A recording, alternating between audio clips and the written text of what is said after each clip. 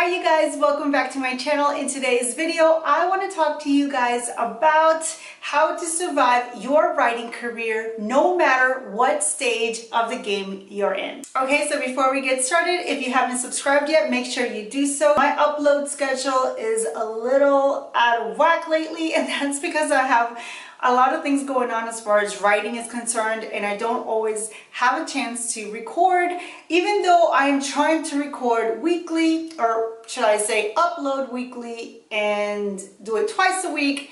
It's not looking that way. So if you want to get notified and want to know when I upload, make sure you also ring that little bell so you do get notified. But I am trying to do it weekly, and that's it as far as announcement is concerned. Let's get right into the video. So notice that I titled this video how to survive your writing career, and not necessarily your authorship career, if that's even a word.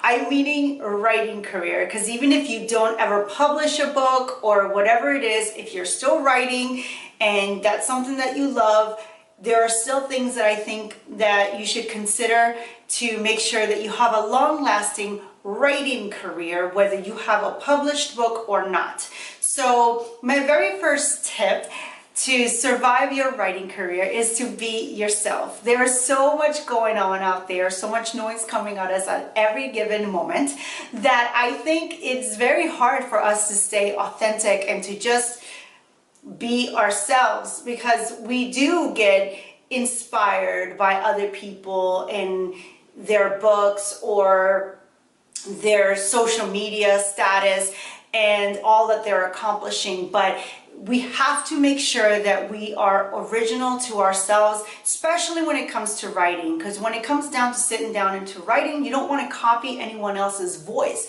You want to be very clear on what your voice is, what your message is, and what it is that you want to put out into the world. And you don't want to be looked at as just somebody else that writes like this other person, because no matter how authentic you try to be, if you're not writing from your authentic self and you're copying someone else's writing style, it's going to come through, and it's not going to come through in a good way. They're going to see that you're copying that other person, that other writer, and in the end, that writer, you're only going to look worse in their eyes, because you can only be yourself. So that's my first tip. My second tip is to always keep learning. No matter how many books you have published, or how many books you have written, or manuscripts you have written, I should say, there's always room for more learning. So learn by going to school, or taking courses, or going to conferences, or getting on YouTube and learning, or reading a book or podcast. There's so many different ways that you can learn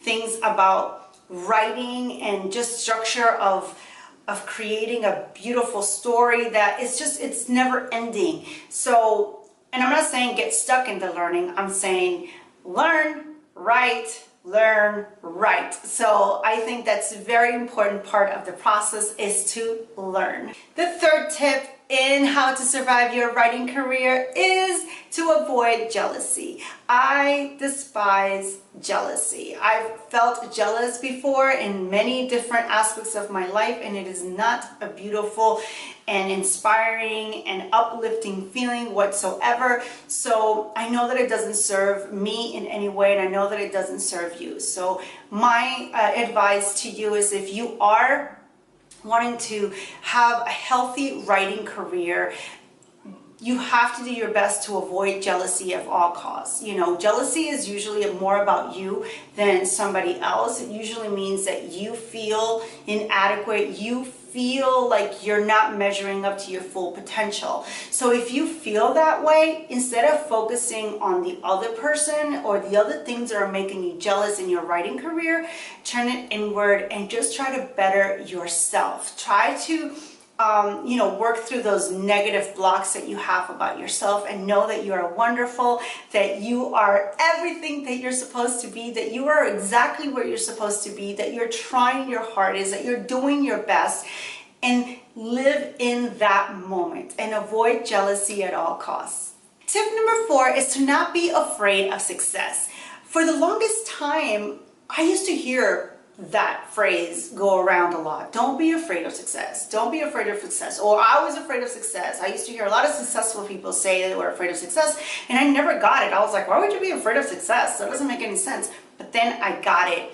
I started realizing with this whole thing that I'm going through right now, have not heard back from my agent, in case you're keeping track, but they said I should hear back by the first week of June.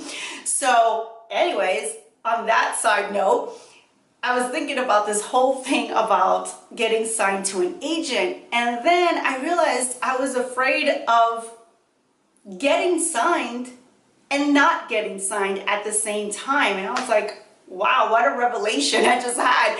And I was like, why am I afraid of getting signed? And it hit me that I'm afraid of success on some level. So I've been working through that. And you know, if you are seeing that you're moving forward and you're making a change in your writing career and things are starting to happen, you might self-sabotage if you are afraid of success. So make sure that you keep that emotion, that negative block in check whenever you start going for your career, because that can really put a damper in things. So make sure that if you are afraid of success, that you work through those emotions and those feelings so that you can fully blossom and reach your full potential. Tip number 5 on how to survive your writing career is to encourage others. You guys, there's nothing wrong with encouraging others, even other writers, people in your field. Nothing is going to be taken away from you because you uplift other people. Nothing, zero. In fact, it's only going to make you feel better. It's only going to uplift yourself. You know, you uplift others, and at the same time you rise up. So I believe that is a very important part of not just a writing career, any career, or just being a human being. Uplift others, encourage others for them to reach their full potential, because it's only going to serve you in the end. Tip number 6 on how to survive your writing career is to focus on the love of writing. With everything that we have to do as writers, it can be really easy to start focusing on other things other than writing. You could be focusing on the marketing side of your manuscript and your brand and making money and networking and expanding your brand. But if you want to survive your writing career, you have to make sure you remember the basic principle, which is focus on your writing. At the end of the day, it's about writing. If you want to be an author, if you want to write books, you have to keep writing. So focusing on your writing will ensure that your writing career is can thrive and can grow. But if you don't write, if you stop writing because you're focused on all these other things, then that's a good way to show that your writing career is going to be a thing of the past instead of a thing of the present that's going to propel you to the future. Tip number 7 is to not read reviews. This is obviously for published authors, whether self-published or whether traditionally published. I think that you need to keep in mind that reviews are not for you, the writer. Reviews are for other book lovers, and in the end, it doesn't really serve you if you know, because a lot of us, I know that for me, we can sit there and read the good reviews, and that's all good and dandy, and I love it, but the negative reviews are the ones that are going to stick with you the most, and you don't need that type of energy in your life. So my advice, my tip is to just avoid reading reviews. Tip number 8 on how to survive your writing career actually is an extension of the previous tip, which is don't take things so personally. Some people may hate your writing style. They may not even like you. That's none of your business, right? It's their perspective, it's their opinion, and you can only be yourself. You can only be the best that you can be, and not everyone is going to like that. Not everyone's going to like your writing. Not everyone's going to like your stories. Not everyone's going to like you. But in the end, you can't take it personally. Everybody has an opinion and everybody's entitled to their opinion. That doesn't mean that it needs to affect your writing career. It can't affect your writing sessions. It can't get into your head.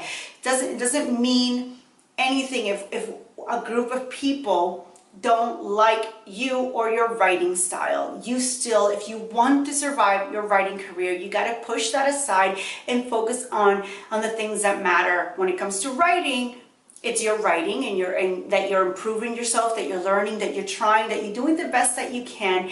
And as far as people not liking you personally, well, you know, you have friends and family that do. So focus on all the people that you have around you that support and love you and truly know you.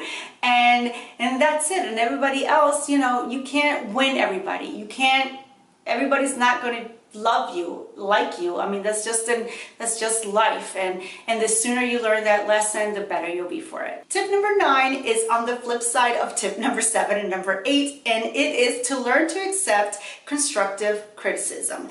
When I was in college and I was taking all my writing courses, the entire semesters would be based on me writing something and then having the entire class read it and critique it. And then I had to do the same thing with their works. So I understand, you know, I understand that people are going to criticize. I accept it. Sometimes I would read what they would say and I would agree with some, not agree with others, but I never took it personally. I just understood that that's the name of the game. So learn to take in anything that helps you grow as a writer. The agent that I have, that I'm trying to get right now with my new novel, I had submitted to her my previous novel, and when she gave me the revise and resubmit, we talked on the phone for a long time, and she gave me a ton of notes, not only on the story, but also regarding my writing. And I thought it was golden. Like, I loved everything she said. And, you know, one of the things that she said about my, forget the writing style, about my character was like, you know, she's not very likable. The main character wasn't very likable. She goes, I don't like her.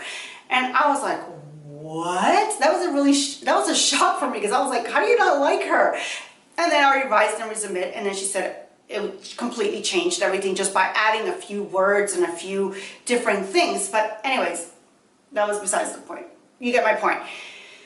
The point is that she gave me such constructive criticism that even if I didn't see it coming, I learned from it and I bettered myself for it. And the next novel was better. And this is why she's considering this novel, because she said it's so much stronger because I listened to what she said. When I sent it to my editor, she had a ton of notes about the story. I listened, she helped me change my ending because I got what she was saying. I understood. So there's just so much valuable information out there if you are willing to listen, you know, open-minded, and listen to the people that are really trying to help you be better. So that is my tip. And my final tip on how to survive your writing career is to write.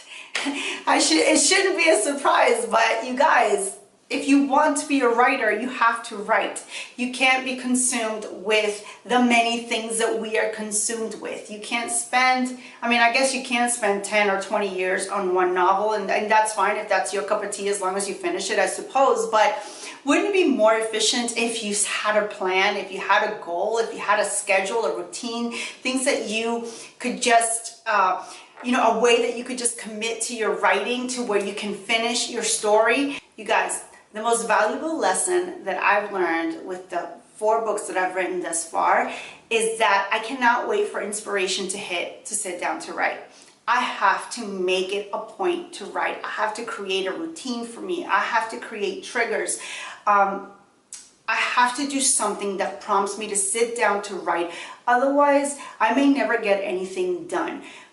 We all have lives, we all have things that come up, and sometimes we're not inspired to write, but that's not a reason that we can't sit down to write. We need to set daily writing goals or weekly writing goals or monthly writing goals that you will push yourself to finish. So that is my ultimate tip. If you want to survive your writing career, you must write. All right, you guys, let me know which of these tips were your favorite ones, or if you have any tips for me, let me know in the comments below. If you haven't subscribed yet, make sure you do so on your way out. And until next time, you guys stay safe.